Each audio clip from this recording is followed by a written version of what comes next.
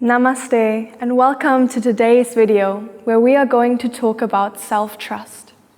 Having self-trust is crucial in building a new habit, and I'm going to explain why. Imagine making an appointment to meet a friend for dinner. You arrive at the restaurant at 6 p.m., the time you agreed to meet. Your friend hasn't arrived yet, so you wait for 5 minutes, for 10 minutes, for half an hour. After an entire hour has passed, your friend still hasn't arrived or tried to contact you.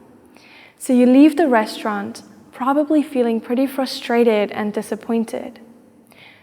What happens to the trust you have in that person?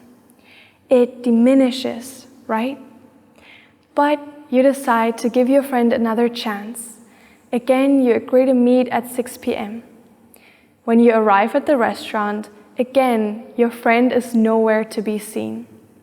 You sit down and wait for 5 minutes, 10 minutes, and so on, until you finally give up.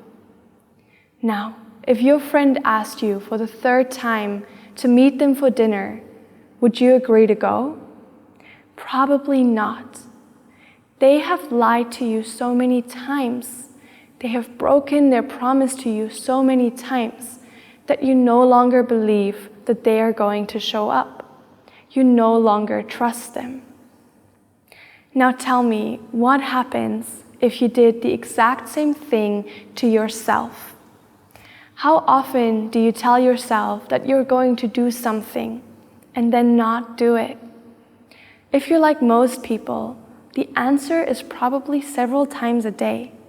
Whether it's hitting the snooze button on your alarm clock or scrolling social media longer than you want to, anytime you fail to stick to your plans and keep your personal commitments, you're letting yourself down and your self-trust decreases.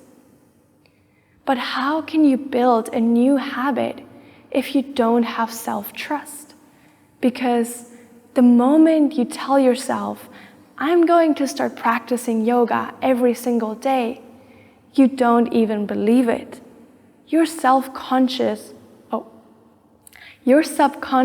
already knows that it's not going to happen because you have lied to yourself so many times in the past.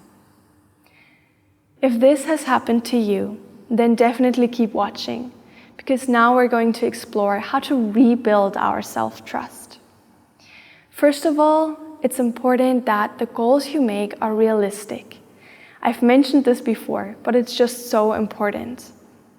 If your expectations are too high, you're not going to be able to reach them, and you will feel like you failed even when you did your best. And that's just going to diminish your self-trust even further. Actually, this is how many people fail. Their expectations are too high, and then they overwhelm themselves with too many changes at the same time. So instead, set yourself small and realistic goals, which hopefully you've already done for this 30-day yoga challenge. Now, the most important thing for rebuilding self-trust. Really mean what you say. The only way to regain trust in yourself is to start doing what you say you're going to do. There are no excuses, no plan B. Your commitment is rock solid. No matter what happens, the thing you committed to do will get done. And that might be really challenging in the beginning.